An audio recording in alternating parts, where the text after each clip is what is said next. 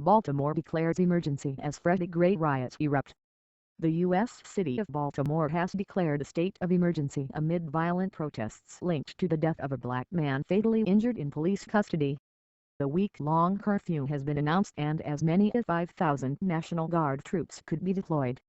After dark, a community building that was under construction was engulfed in flames. Earlier, dozens of people were seen confronting police, and 15 officers were injured. African-American Freddie Gray, 25, died on April 19 after a week in a coma. The Justice Department is investigating exactly where and when his spinal injuries were sustained. Officials have suspended 6 police officers who were involved in the case. Monday's clashes began hours after Gray's funeral. Baltimore Mayor Stephanie Rawlings Blake said it was very clear there was a difference between the peaceful protests of those who seek justice and the thugs who want to incite violence. Authorities were deploying every resource possible to regain control of the situation, she said.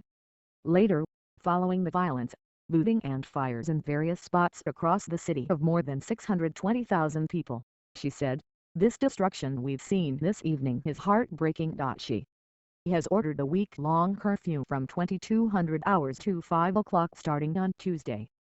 Public schools are to be closed on Tuesday. National Guard Commander Linda Sink said that up to 5,000 troops could be put on the streets. "We will be out in massive force," she said, adding that armored vehicles would be used but the city would not be under martial law. Extra police officers are also being drafted in from the Mid-Atlantic region. Earlier, President Barack Obama said his administration would provide whatever assistance was needed. Governor Larry Hogan issued an executive order to protect the lives and property of citizens being impacted by this public emergency. He said calling in the National Guard was a last resort and that he had not made this decision lightly.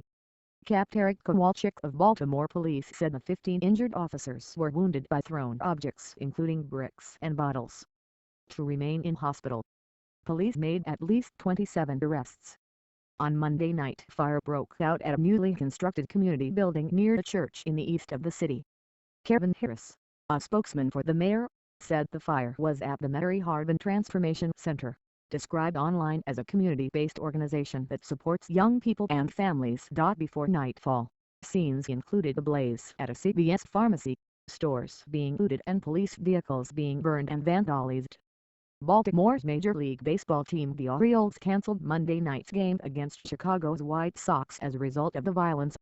Freddie Gray's death is the latest in a string of high-profile cases where black men have died after contact with the police. Nationwide protests followed the killing of unarmed black teenager Michael Brown by a white police officer.